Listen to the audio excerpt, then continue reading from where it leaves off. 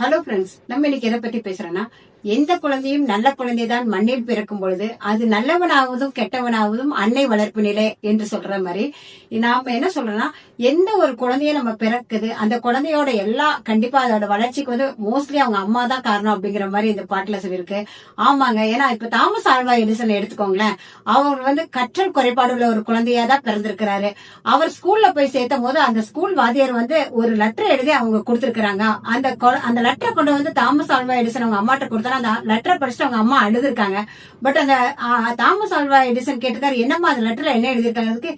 இல்லப்பா, நீ ரொம்ப அளவுக்கு அதிகமா உனக்கு அறிவு இருக்காமா, உனக்கு ஏத்த மாதிரி அவங்களால சொல்லி தர அளவுக்கு அங்க அவங்களுக்கு டேலண்ட் கிடையாதாமா, அதனால இனிமேல் அவங்களுக்கு சொல்லித்தர முடியாதுங்கிறதுனால நீ ஸ்கூலுக்கு வர வேண்டான் இருக்காங்க அப்படின்னு சொல்லிட்டு, ஆக்சுவலா அவர் அங்க ஸ்கூல்ல எழுதி கொடுத்த அந்த கடிதத்துல உங்க பையனுக்கு நாங்க இங்க சொல்லித்தர முடியாது, அவருக்கு அறிவு குறைவான ஒரு குழந்தைன்னு சொல்லி எழுதி கொடுத்திருக்காங்க. ஆனா அவங்க அம்மா அதை மாற்றி சொல்ல நிமித்தமாக அந்த கடிதத்தை காட்டாம அப்படி சொல்லிட்டாங்க. ஆனா இப்ப தாமஸ் ஆல்வா எடிசன் பாத்தீங்கன்னா ஒரு கற்றல் குறைபாடு உள்ள குழந்தை தான். ஆனா பாத்தீங்கன்னா 1200 கண்டுபிடிப்புகளை கண்டுபிடிச்சிருக்காருன்னு சொல்லி சொல்றாங்க. அவர் கண்டுபிடிச்சது ரொம்ப இப்பவும் அந்த விளக்கு நிறைய காரியங்கள் அவர் கண்டுபிடிச்சது நிறைய நம்ம உலகத்துல இருக்க நிறைய நம்ம யூஸ் பண்ற எல்லா இதுமே தாமஸ் ஆல்வா எடிசன் கண்டுபிடிச்சதான். ஒருவேளை அந்த தாய், நான் நினைக்கிறேன் அந்த நேரத்துல டேய் உனக்கு அறிவு இல்லையாமா, அந்த கடிதத்தை அதே மாதிரி சொல்லியிருந்தா ஒருவேளை அந்த குழந்தை தனக்குள்ள சுருங்கி போயிருக்கும்னு நினைக்கிறேன். ஆனா அவங்க அம்மா பண்ண ஒரு மோட்டிவேஷன் நிமித்தமாக அவர் பாத்தீங்கன்னா ஒரு பெரிய சிறந்த ஒரு விஞ்ஞானியாக உருவெடுத்திருக்கிறாரு. அது மாதிரி தாங்க நம்ம பேரண்ட்ஸ் நம்ம எல்லா குழந்தைகளும் என்ன பண்றோம்னா, நீ இதுல நல்லா சக்சஸா வருவ, உனக்கு இதுல ஒரு டேலண்ட் இருக்குப்பா, நீ இதுல நல்லா வருவ அப்படின்னு நம்ம சொல்ற அந்த குழந்தைகள் கண்டிப்பா அதுல கண்டிப்பா டேலண்ட் ஆகி திறமையாகி வந்துருவாங்க. ஆனா ஒரு சிலர் பாத்தீங்கன்னா தங்கள் குழந்தைகள் பேசும்போது, நீ என்னடா நீ உனக்கு எதுவுமே டேலண்ட் கிடையாது, நீ மாடு மேய்க்கிறதுக்கு தான் லாய்க்கு, நீ அதுக்கு தான் லாய்க்கு, இதுக்கு தான் லாய்க்கு அப்படின்னு சொல்லிட்டு நம்ம குழந்தைகளை நம்ம பேசும்போது அந்த குழந்தைகள் அதுக்குள்ளேயே சுருங்கிட்டு நமக்குள்ள ஒருவித டேலண்ட் இல்லாம இருக்கலாம் அப்படின்னு ஒரு வழி நினைச்சுக்கிறாங்க. ஆனா நீங்க நினைக்கிற மாதிரி அதே மாதிரி எல்லா குழந்தைகளும் எல்லா பேரண்ட்ஸுமே குழந்தைகளை நல்லா படிக்க வைக்கணும், குழந்தைகளை நல்லா ஹை ரேஞ்ச்ல படிக்க வைக்கணும், நல்லா முதல் மதிப்பெண் பெறணும், இப்படியே எல்லாரும் நினைக்கிறீங்க. அதுவும் பெரிய தவறு. ஏன்னா நீங்க வேணா போய் பாருங்க, முதல் மதிப்பெண் பெற்றவர்கள் எல்லாருமே ஒரு நல்ல சடன் ஒரு இதுல நல்ல ஒரு ரேஞ்ச்ல ஒருவேளை ஒரு ஆபீசர்ஸா அப்படி செட்டில் ஆயிராங்க. அதே மாதிரி இரண்டாவது கொஞ்சம் கம்மியா படிக்கிறவங்களும் பாத்தீங்கன்னா ஒருவேளை அவங்களுக்கு அவங்களுக்குள்ள இருக்கிற ஒரு டேலண்ட வச்சு எல்லாம் இது பண்ணுவாங்க. ஆனா ரொம்பவே படிக்காதவங்களை போய் பாத்தீங்கன்னா ஒரு ரீசெண்டா ஒரு நியரான ஒரு ப்ரோக்ராம் கூட நான் பார்த்தேன். அதுல பாத்தீங்கன்னா படித்தவர்கள் படிக்காதவர்கள் 2 பேரு.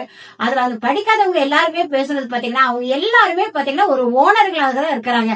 ஆனா அவங்க எல்லாருமே படிக்காதவங்க, ஆனா பெரிய பெரிய ஓனரா இருக்கிறாங்க. அவங்க எல்லாரும் சொன்னது என்னன்னா, நாங்க ஏங்க படிக்கணும், எங்களுக்கு தேவை MBA வேணுமா, MCA வேணுமா, இல்ல யார் வேணும் எங்களுக்கு, இல்ல நாங்க எல்லாத்தையும் நாங்க போட்டுக்குவோம், நாங்க ஏங்க படிக்கணும், எங்களுக்கு தேவையான அத்தனை பட்ட அதிகாரிகளையும் பட்டம் படித்தவர்களையும் நாங்க வேலைக்கு வச்சுக்குவோம் அப்படின்னு சொல்லிட்டு அவங்க பேசுனாங்க. இதனால என்ன சொல்றேன்னா, அதாவது படித்தவர்கள் தான் ஜெயிப்பாங்கிறது கிடையாது, படிக்காதவங்க கூட ஒரு மோட்டிவேஷன் இருந்தா கண்டிப்பா நல்லபடியா நல்ல நிலைமைக்கு வருவாங்க சொல்றேன். ஏன்னா நம்மளோட காமராஜரவே எடுத்துக்கோங்க, பெருந்தலைவர் காமராஜருக்கு நிகரா வேற யாரு சொல்ல முடியும்? அவர் ஒரு படிக்காத மேதை தானா, ஆனா அவரை பற்றி யோசித்து பாருங்களேன். அவர் உண்மையாலுமே அவர் அவரோட காலத்துலதான் மத்திய சத்துணவு திட்டத்தை கொண்டு வந்தது அவர் தான், நிறைய பள்ளிகளை கட்டினதும் அவர் தான், அணைகள் பெரிய பெரிய அணைகளை கட்டினதும் காமராஜர் தான் சொல்றாங்க. அவரான படிக்காதவர். ஆனா அவர் பேசின அந்த ஸ்பீச்சஸ் எல்லாம் போய் யூடியூப்ல போய் பார்த்தா நமக்கே உண்மையான மெய்சில் இருக்க வைக்குதுங்க. அவ்வளவு அழகான கொஸ்டின்ஸ் கேட்கறதுக்குலாம் அவ்வளவு அழகழகா ஆன்சர் பண்றாரு. ஒரு டைம் அவர்கிட்ட ஒருத்தங்க கேக்குறாங்க, ஏன் நன்கு படிச்சு நல்ல ஒரு இதுல இருக்கிற ஒரு ஜாதியிலும் மேற்பட்டவர்களை ஏன் நம்ம நல்ல ஒரு ரேங்க்ல அவங்களெல்லாம் மட்டும் செட்டில் பண்ணா என்ன அப்படின்னு கேட்கும்போது அழகா காமராஜர் அதுக்கு பதில் சொல்றாருங்க. ஏன் ஒருவேளை ஒரு கீழ்த்தரமான ஜாதின்னு நீங்க சொல்றீங்களா, அவங்கள ஒருத்தங்க நன்கு படிச்சு ஏன் ஒரு டாக்டராவோ இருந்து அவங்க உங்களுக்கு ட்ரீட்மெண்ட் கொடுத்தா நீங்க என்ன ஏற்றுக்கொள்ள மாட்டீங்களா?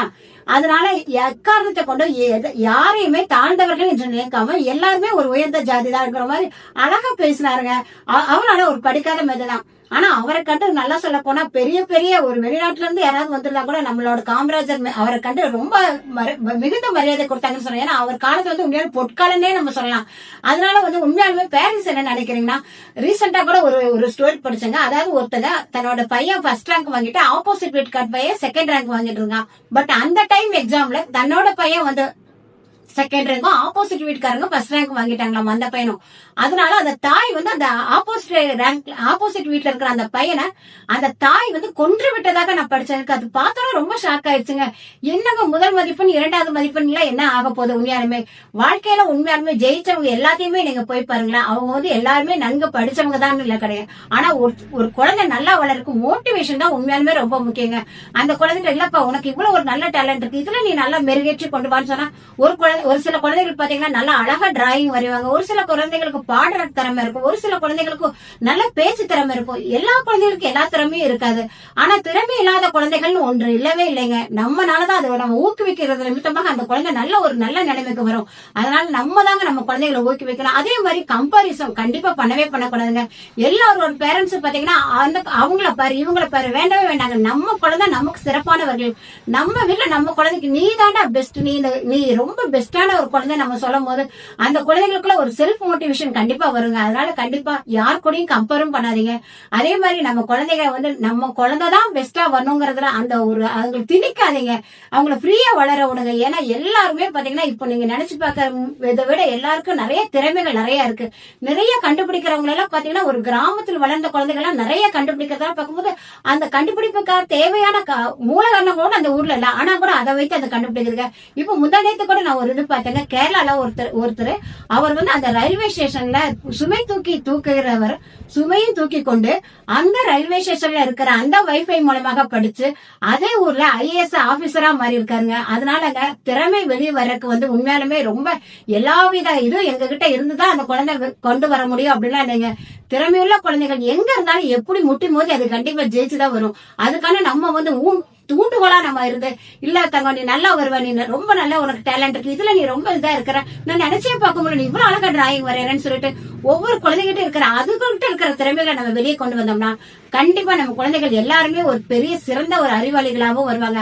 அதே மாதிரி ஒருவேளை கல்வியில் அந்த பிள்ளைகள் ஒருவேளை நல்லா படிப்புல கொஞ்சம் தேர்ந்த பிள்ளைகளாக இல்லைனாலும் நீங்க பயப்படாதீங்க. உண்மையாலுமே அதான் நான் சொன்ன மாதிரி பெரிய பெரிய எல்லா ஓனர்களையும் போய் பாருங்க, அவங்க எல்லாருமே ரொம்ப படிப்புல கம்மியா தாங்க இருப்பாங்க. ஆனா பாத்தீங்கன்னா அவங்க எல்லாருமே ஒரு ஓனரா இருக்கிறாங்க. ஏன்னா அவங்களுக்குள்ள ஒரு தைரியமா இருப்பாங்க, எல்லாத்தையும் ஃபேஸ் பண்றதுக்கு அவங்களுக்கு ஒரு தைரியம் இருக்கும், யாரையும் கண்டு அவங்க பயப்பட மாட்டாங்க. அவங்களுக்குள்ள என்ன சொல்றது சொல்ல முடியாத ஒரு திறமை இருக்கும். அதனால எல்லா வித குழந்தைகளுக்குள்ளயும் ஒரு திறமை இருக்குதுங்க.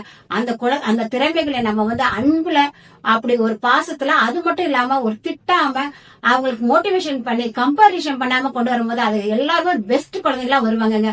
நம்ம அடுத்த வர தமிழகம் வந்து ஒரு நல்ல ஒரு இளைஞர்கள் நம்ம பிள்ளைங்க எல்லாருமே ஒரு நல்ல ஒரு இளைஞர்களா ஒரு அழகான ஒரு தமிழகத்தை நம்ம உருவாக்கணும்னா அதுக்கு நம்ம தான் கண்டிப்பா பொறுப்பானவர்களா இருக்கணுங்க.